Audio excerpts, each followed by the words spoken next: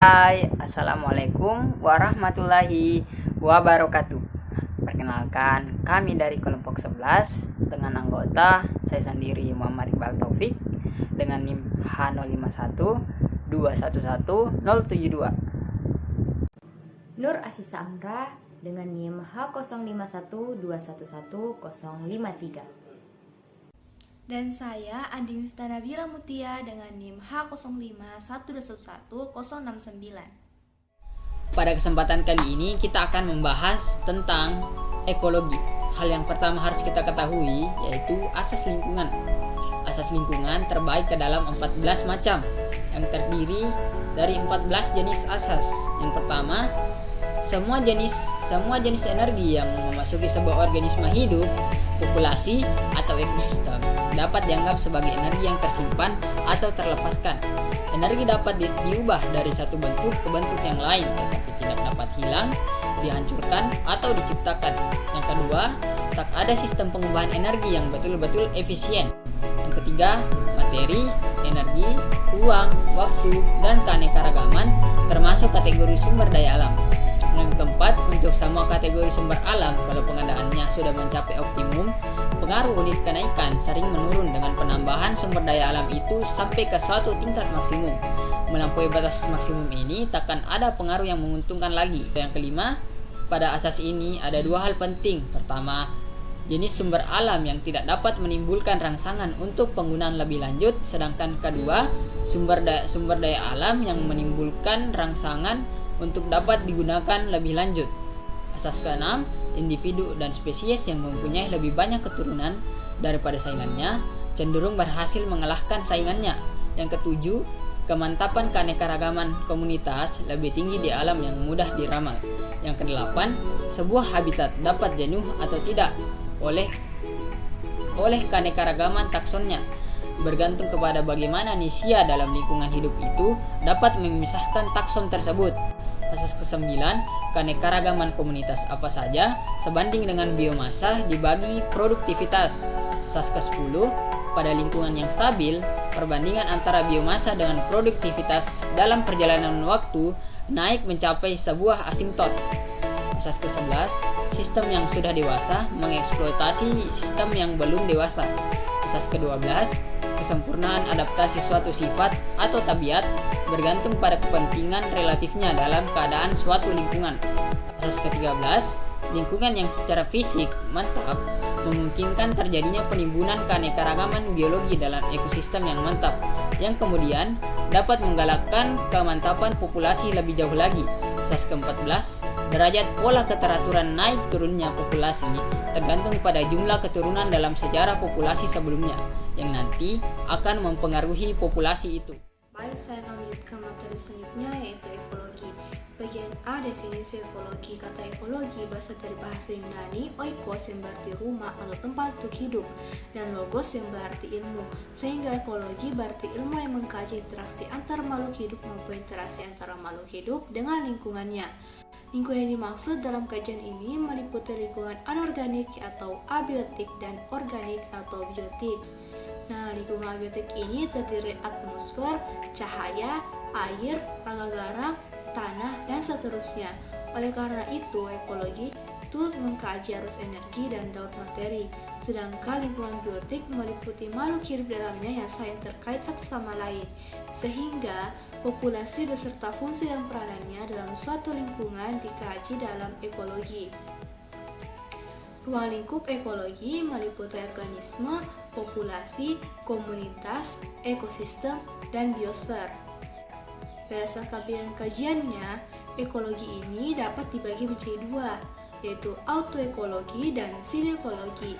Autoekologi mengkaji individu organisme atau spesies, terutama sejarah hidup dan perilaku dalam menyesuaikan diri dengan lingkungan. Nah, sedangkan sinekologi sendiri mengkaji hubungan antar kumpulan organisme sebagai satu satuan. Bagian B, kaitan ekologi dengan ilmu lainnya. Yang pertama, hubungan dengan ilmu fisika. Ilmu fisika membahas perubahan suhu, daya serap tanah karena pengaruh sinar matahari, proses dan pengaruh hujan terhadap kehidupan. Nah, yang kedua itu ilmu bumi dan antariksa. Ilmu bumi dan antariksa juga berperan karena ekologi. Hal ini berkaitan dengan berbagai proses yang dipengaruhi peristiwa-peristiwa seperti siang dan malam, musim kemarau dan musim hujan, gravitasi, endapan aluvial, vulkanik, erosi, dan lain-lain. Yang ketiga itu ilmu kimia. Ilmu kimia berperan karena ekologi, proses kimia seperti dalam unsur-unsur C, N, CO2 yang merupakan bagian penting dalam beberapa reaksi kimia. Yang keempat, ekologi dengan ilmu ekonomi. Ada kesamaan pendeskripsian antara ekologi dengan ilmu ekonomi menurut Lynn Margulis. Nah, jika dalam ekologi disebutkan bahwa studi ekonomi menjelaskan bagaimana manusia membuat kehidupan, hampir serupa dengan studi ekologi, yaitu bagaimana binatang dan makhluk hidup membuat kehidupan. Nah, yang kelima yaitu ekologi dengan ilmu sosial budaya. Manusia merupakan komponen dalam cakupan ekosistem. Manusia juga merupakan komponen dalam ilmu sosial budaya. Jika dalam ekologi terdapat ekosistem, maka kehidupan sosial budaya ada di dalam ilmu ekologi. Pentingnya lingkungan sosial budaya dalam pembangunan berkelanjutan, membuat ekologi dan ilmu budaya diusahakan berjalan beriringan. Nah, selanjutnya yaitu yang keenam, yaitu ekologi dengan ilmu psikologi. Salah satu cabang ilmu psikologi yaitu psikologi lingkungan yang memiliki keterkaitan dengan ekologi. Nah, psikologi lingkungan ini mempelajari perilaku manusia berdasarkan apa yang terjadi terhadap lingkungannya. Yang ketujuh yaitu ekologi dengan ilmu antropologi. Nah, ilmu antropologi dan ekologi sangat terkait karena antropologi menjelaskan bagaimana tubuh dan pikiran dipengaruhi oleh lingkungan. Sebaliknya, ekologi menjelaskan tentang bagaimana lingkungan dipengaruhi oleh tubuh dan pikiran.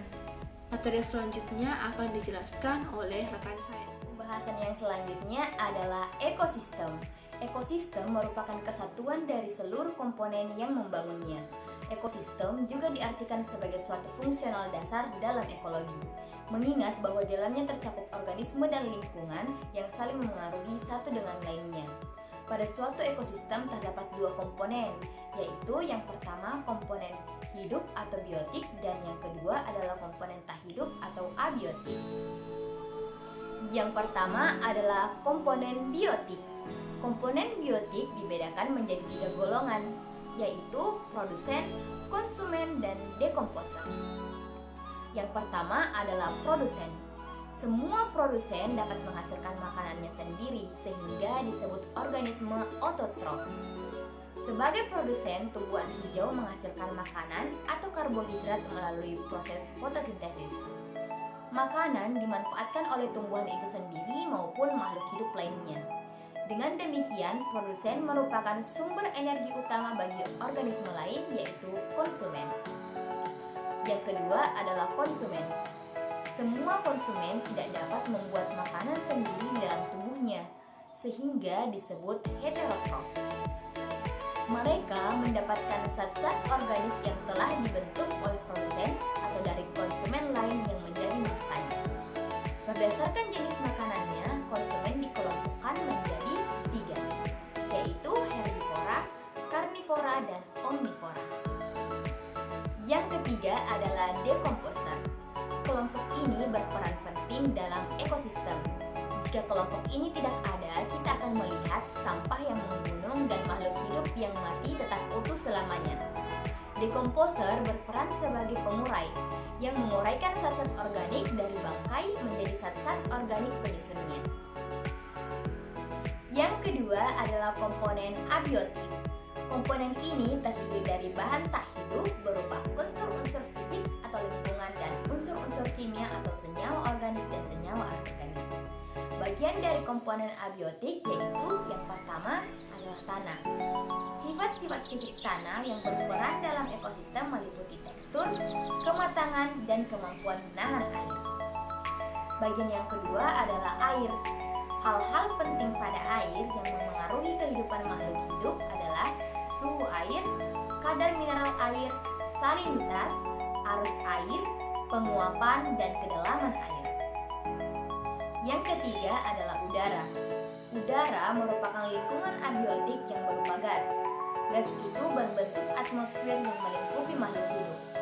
Oksigen, karbon dioksida, dan nitrogen merupakan gas yang paling penting bagi kehidupan makhluk hidup. Yang keempat adalah cahaya matahari. Cahaya matahari merupakan sumber energi utama bagi kehidupan di bumi ini. Namun demikian, penyebaran cahaya matahari di bumi belum merata.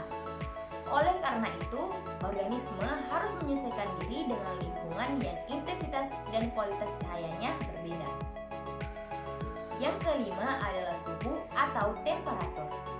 Setiap makhluk hidup memerlukan suhu optimum untuk kegiatan metabolisme dan perkembangbiakannya. Aliran energi dalam ekosistem. Aliran energi adalah rangkaian urutan perpindahan energi dari satu bentuk energi ke bentuk energi yang lain, dimulai dari energi cahaya matahari, kemudian ke produsen, kemudian ke konsumen primer atau hewan herbivora, kemudian ke konsumen sekunder atau hewan karnivora, kemudian ke dekomposer atau pengurai. Dalam proses perpindahan energi selalu terjadi pengurangan energi di setiap tingkatannya. Kemudian energi dapat berubah bentuk ke bentuk yang lain, sebagai contoh energi panas, energi kimia, energi mekanik, dan energi listrik. Perubahan energi ini dinamakan sebagai transformasi energi. Kemudian aliran-aliran energi pada ekosistem meliputi sebagai berikut. Yang pertama, cahaya matahari masuk ke dalam ekosistem. Kemudian cahaya matahari digunakan oleh produsen untuk membuat cadangan makanan. Kemudian cadangan makanan dijadikan sebagai sumber energi oleh hewan herbivora. Hanya 10% yang tersimpan dalam tubuh hewan herbivora dari produsen. Kemudian energi tersebut atau energi yang disimpan oleh hewan herbivora kembali menjadi sumber energi bagi hewan pemakan daging atau hewan karnivora.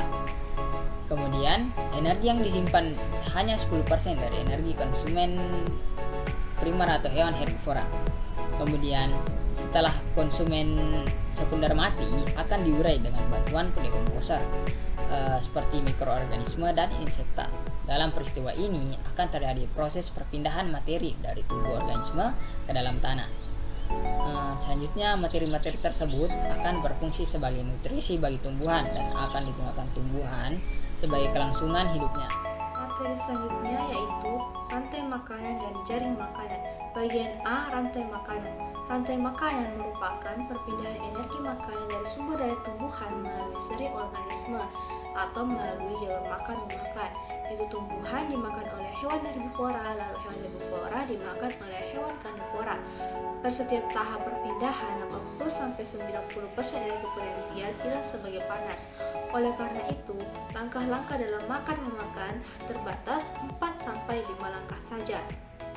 Dengan kata lain, dapat disebutkan bahwa semakin pendek rantai makanan, maka semakin besar energi yang tersedia. Ada dua tipe dasar rantai makanan, yaitu rantai makanan rumputan dan rantai makanan sisa. Rantai makanan rumputan yaitu tumbuhan dimakan oleh hewan herbivora, lalu hewan herbivora dimakan oleh hewan karnivora. Yang kedua, rantai makanan sisa yaitu bahan mati dimakan oleh mikroorganisme atau organisme makan sisa, lalu mikroorganisme ini dimakan oleh predator. Nah, yang bagian B yaitu jaring makanan. Seperti yang sudah saya jelaskan, rantai makanan merupakan suatu aliran energi makanan melalui ekosistem. Energi tersebut mengalir dalam satu arah melalui sejumlah makhluk hidup. Rantai makanan apabila digabung akan membentuk jaring makanan. Nah, rantai makanan ini menggambarkan hubungan organisme satu dengan organisme lainnya. Hubungan makan dan dimakan akan menjamin kelangsungan hidup organisme. Semakin kompleks hubungan makan dan dimakan menunjukkan semakin kompleks aliran energinya. Kondisi ini mengakibatkan kestabilan komunitas dan kestabilan ekosistem. Artinya, kalau satu spesies hilang, masih dapat digantikan oleh spesies lainnya.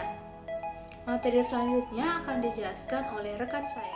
Pembahasan selanjutnya adalah populasi dan komunitas. Populasi didefinisikan sebagai kelompok kolektif organisme dari spesies yang sama, atau kelompok lain di mana individu-individu dapat bertukar informasi genetik yang menempati ruang dan atau waktu tertentu. Sebagai contoh adalah populasi manusia di Kecamatan Bukap, populasi pohon cengkih di Kelurahan Purwosari, populasi harimau di suatu hutan, dan sebagainya. Populasi memiliki berbagai ciri atau sifat maupun parameter yang unik dari kelompok, atau sifat kebersamaan dan sudah tidak merupakan sifat dari masing-masing individu pembentuknya. Sifat-sifat tersebut antara lain kepadatan, natalitas, mortalitas, penyebaran umur, potensi biotik, dispersi, dan bentuk serta perkembangan yang mencerminkan adanya dinamika populasi. Komunitas merupakan satu jenjang organisme biologi yang langsung di bawah ekosistem tetapi satu jenjang di atas populasi. Posisi tersebut menunjukkan bahwa kaidah-kaidah tingkat populasi pasti memengaruhi konsep-konsep komunitas. Selanjutnya, kaidah-kaidah komunitas akan turut mempengaruhi konsep-konsep ekosistem. Struktur komunitas merupakan sekumpulan populasi dari spesies-spesies yang berlainan dan bersama-sama menghuni suatu tempat. Misalnya, komunitas paku-pakuan, komunitas hutan tropikal humida, atau komunitas burung pemakan biji-bijian di suatu